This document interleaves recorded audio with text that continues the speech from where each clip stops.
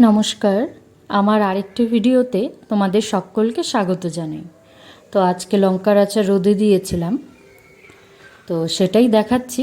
চলো দেখিয়ে দিই আমি কিভাবে বানালাম। তো এখানে লঙ্কাগুলো ধুয়ে ভালো করে টাওয়ালে ছড়িয়ে দিয়ে জলটা শুকিয়ে নেব কিছু সময়ের জন্য, যতক্ষণ না জলটা শুকাচ্ছে। তারপর এগুলোকে ডুমো করে কেটে যে কোনোভাবেই তোমরা কাটতে পারো। আমি এরকম টুকরো করে কেটেছি। কেটে হলুদ লবণ মাখিয়ে ঘরেই রেখে দিলাম কিছু একদিনের জন্য পুরো। তো লঙ্কাগুলো ড্রাই হয়ে গেছে। তারপর এখন তৈরি। চলো নেক্সট প্রসেস শুরু করি। দেখো আমি সব মশলা নিয়েছি, ফ্রাই প্যান নিয়েছি।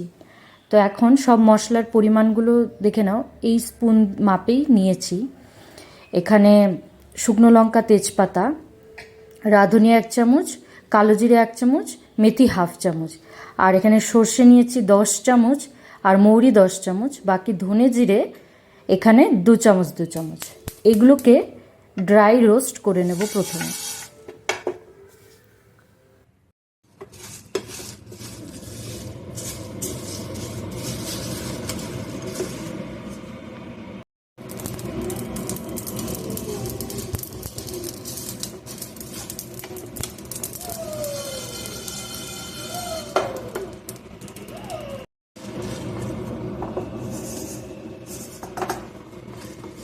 এই অবস্থায় শুকনো লঙ্কাগুলো মনে হলো আরেকটু রোস্ট হবে, তাই এগুলোকে আবারও একটু ফ্রাই করে নিলাম।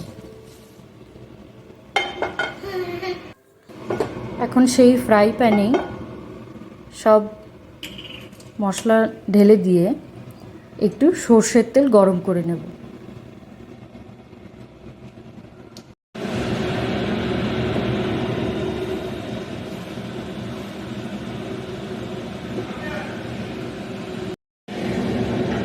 দেখো তেল থেকে আমার ধোয়া উঠছে, তেলটা একদম গরম হয়ে গেছে, নামিয়ে রাখলাম। পাশাপাশি এখানে আমার মশলাগুলো ঠান্ডা হয়ে গেছে, এগুলো শুকনো গুঁড়া করে নিলাম। দেখো একদম মিহি করা যাবে না। এখন পাশাপাশি একটা কাচের বয়ম নিয়েছি, যেটাতে আমার আচার ছিল সেটাতেই ঢালবো। তো এই লঙ্কাগুলো প্রথমে কিছু ঢেলে নিলাম, কারণ নিচে একটু মশলা ছিল। তো ওটা দিয়ে এটা মিক্স করে দেব।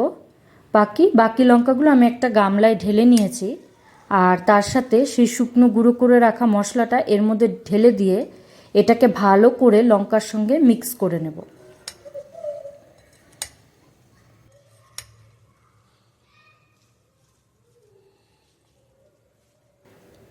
এখন এখানে দেব 2 চামচ ভিনিগার।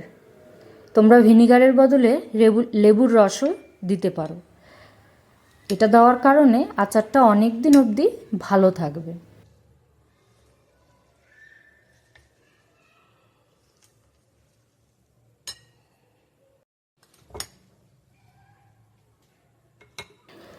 তো লঙ্কাগুলো এখন কন্টেনারে ভরে নেব।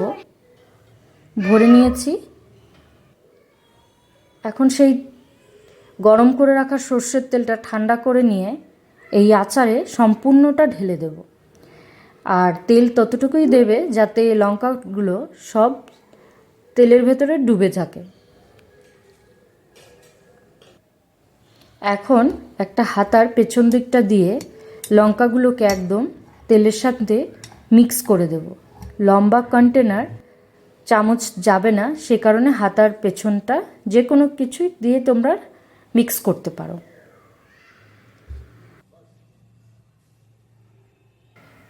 এখন তোমরা লবণ আর ঝালটা চেক করে দরকার পড়লে মিক্স করতে পারো।